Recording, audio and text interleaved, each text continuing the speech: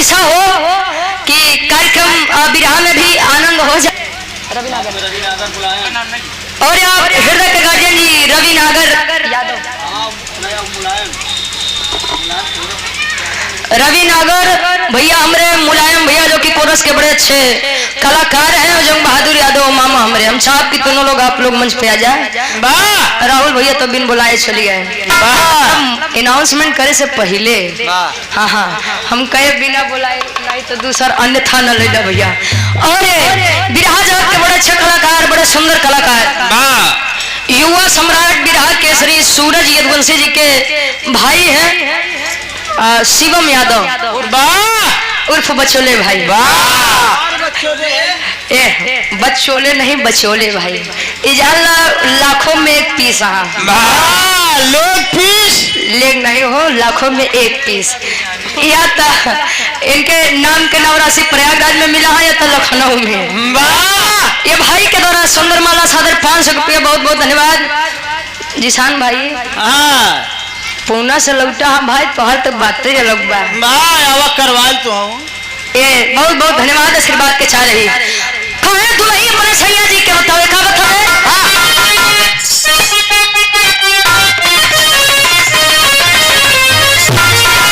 अरे भाली और झुमका भोला जा, अरे भाली और झुमका भोला जा, अथुनी पगोली चले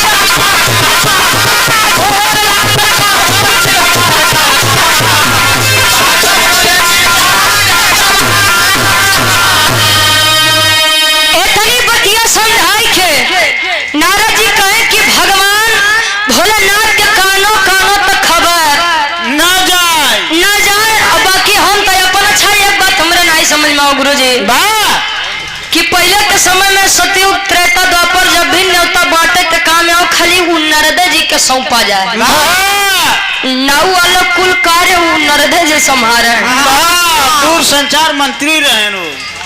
इतना चलाक रहा कि मोरन के लड़का नहीं रहे तो खाली 3 देवता के न्योता काट ली हैं। जब न्योता करे ब्रह्मा जी और विष्णु जी आए तो लड़का मांग ली हैं। बारे नारद जी पहाड़ खेलो या जब्बा ए भैया इतनी बतिया कह के नारद जी कह के हम जाते ही निमंत्रण बांटे बदे आप भोजन का तैयारी करा। अच्छा समय बीतत बा और नारद जी कुल बतिया गण भुलाए। जब कुल बतिया गण भुलाए हर माई गिरजा जी भोजन बनावते हैं। अब भोजन बनाते तो होत का एक लाइन गीत लगत बा। ई गीत के स्वर्गीय गुरु हैदर अली गुरु जी गावे कैसे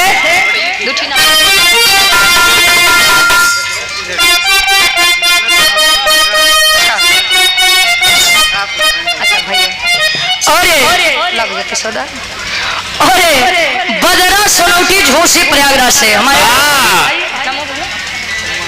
सलमान। अच्छा हमारे सलमान भाई हमारे और सूरज यदुवंशी जी के बहुत बड़े फैन हैं। भाई के द्वारा ये सादर 500 रुपया, बहुत बहुत धन्यवाद। सलाम बा सलाम कबूल हो। हर मोड़ पे तरक्की दे। हाँ भैया गिराए पर आए रहा कोई दिक्कत नहीं है। कहे कैसे गुरु जी गाँव में रामायण में गा रहे जब लवकुश भगवान प्रभु श्री रामचंद्र जी के घोड़ा बांध लिए रहे तब गुरु जी गाँव में कैसे जो हमारे पुरानिया बाबा लोग हुई हैं ये गीत के सुने हुई हैं कैसे अरे तुझी नान नान जोगिया नान के मतलब छोट हैदर अली गुरु जी के बिरहा में वार्ता में शुद्ध अवधि पेवर अवधि मिले। अरे तुझी नान नान जोगिया एक तो तुम्हारी असर इतना तेज लगा बा हमरे कि हम का बताई। अरे तुझी नान नान जोगिया तो पेड़वा में घोड़ा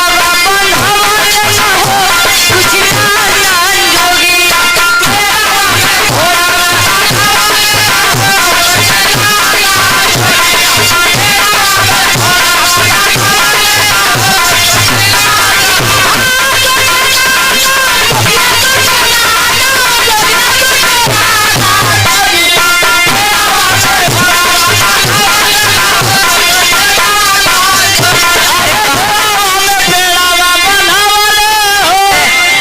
कौन घोड़ा में पेड़ बंधा था पेड़वा में घोड़वा बंधवलन हो। विश्वास माना काका इनकर असर इनके संगत के असर ऐसा बा कि गावे से पहले हम 2 बार विचार करी थी कि यार घोड़ा में पेड़ बंधवाबो कि पेड़े में घोड़ा बंधवावे के बारे डब्लू गुरु जी बात तो हर बात अलग बा।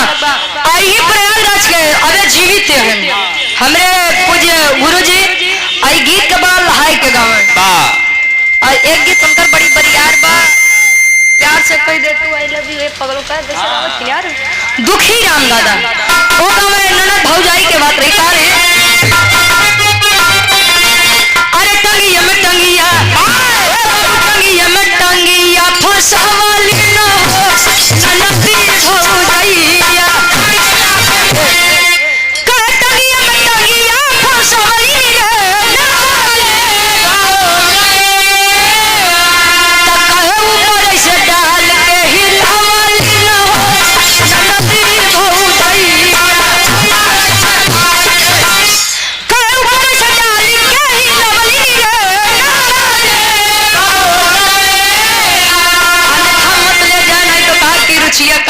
उल्टा सीधा कहे अरे कमाल सफेद गिरवाली न हो नदी भौजाइया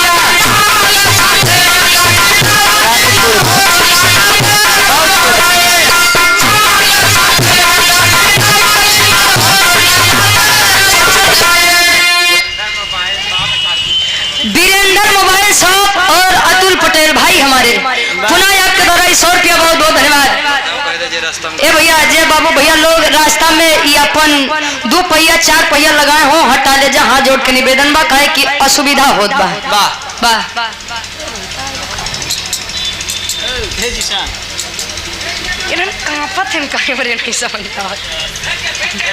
और हमारे बड़े भाई हैं जिसान अहमद छोटे भाई अच्छा छोटे भाई हैं जिसान अहमद भाई के द्वारा यह सुंदर माला सादर 500 रुपया बिरहा के सब कलाकार के नाई प्रेमी है। खाली अगर हमारे और सूरज यदुवंशी के रहे कार्यक्रम था ये बेचारू अपन दुकान पे छुट्टी करके चल देते हैं। भाई के द्वारा सुंदर माला सादर 500 रुपया काम में दिन दुना रात चौगुना तरक्की हो। 2 दिन पहले इनकर पुणे से वापसी रहा और 2-3 दिन पहले इनकर जन्मदिन भी रहे। 3 दिन बहन के पैदा भय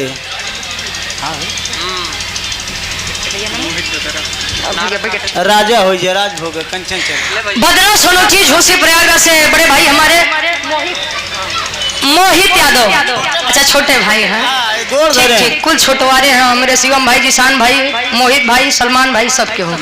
ये सुंदर माला सादर 500 रुपया बहुत बहुत धन्यवाद। काम में दिन दुना रात चौगुना तरक्की होखा है। ए भैया पहले के समय में भोरारिया काकी दादी लोग जब उठ के जाता पे बैठा गेहूं लेके जब बैठे डब्लू गुरु जी गेहूं डाल के मुट्ठा पकड़ के घुमावे तब वो सफेद सफेद आटा माल जकरे घरे बाबा पहले के समय में गेहूं के रोटी बन जात तो रे भैया आज हमरे गेहूं के रोटी बनी बा यस बता जना मैहर दर्शन के लिए है हां जौने चीज के कमी रहा वो चीज तो अलेख होई का हो। ए भैया लेकिन